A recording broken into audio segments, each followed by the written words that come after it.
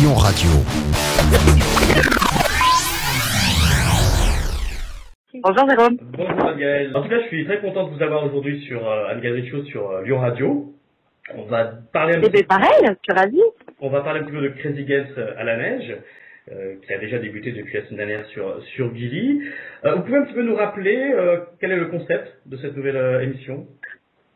Eh bien, le concept, il est très simple. En gros, on a 4 équipes régionales, donc les Basques, les Marseillais, les Ch'tis et les Bretons. Donc 4 équipes régionales qui vont s'affronter en fait au cours d'une grande compétition pour tenter de gagner la finale face à une équipe de montagnards qui sont sur leur terrain et qui sont assez redoutables.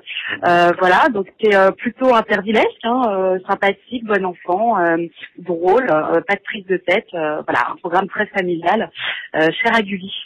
D'accord. Comment vous êtes arrivé, vous, sur cette aventure, justement? Moi, je travaillais déjà un petit peu avec Gulli depuis l'année dernière. On avait eu l'occasion de faire des primes de divertissement ensemble. Voilà, ils m'ont proposé ce projet assez naturellement.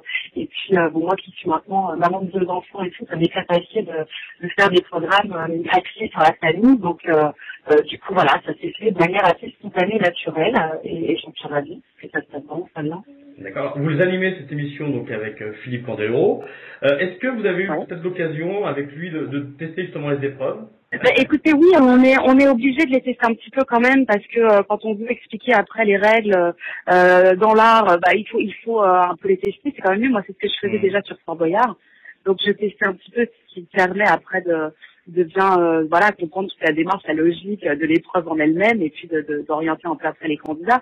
On les a pas toutes testées. Je vous cache pas qu'en plus il faisait moins 26 degrés à un moment donné, très froid, tout avait gelé, c'était une horreur. Et donc il y en a certaines qu'on n'a pas testées, non évidemment. Et puis on se dit aussi parfois ça peut être un peu tout de suite. C'est pas le moment de se retourner le cheville. Il reste quelques émissions à tourner. Mais bon voilà, après on en a quand même profité pour s'amuser avec Philippe et rigoler un petit peu. On a fait un peu les rois de la cascade par moment. D'accord. Il y a 8 émissions qui sont déjà enregistrées pour lui. J'imagine que les épreuves changent au cours des émissions.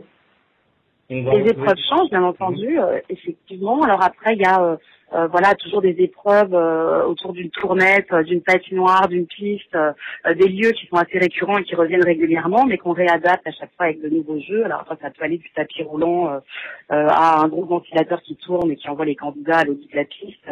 Là, c'est vraiment, c'est de l'interdit à la neige et la production, c'est Mistral qui s'occupe de l'interdit et qui est évidemment très calé. Ils connaissent ce format par cœur.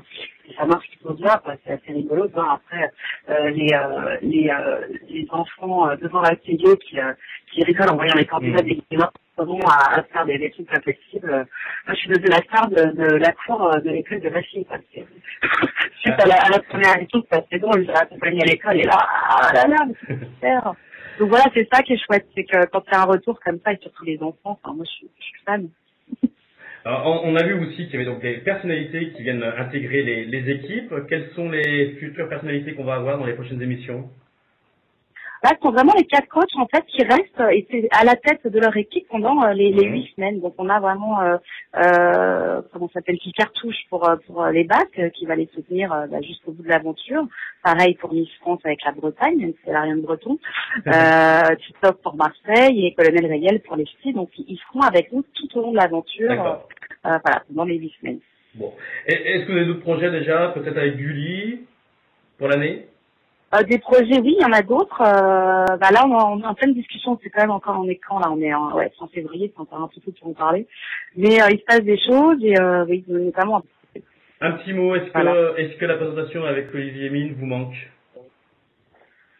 J'adore Olivier. On se parle régulièrement au téléphone. Il est loin maintenant. Il est aux États-Unis, mais qui va être très occupé politiquement, si vous avez. Apparemment, oui. Oui, ça mais bon, Olivier, c'est un super ami. J'ai peu d'amis dans ce métier, mais il en fait partie en tout cas.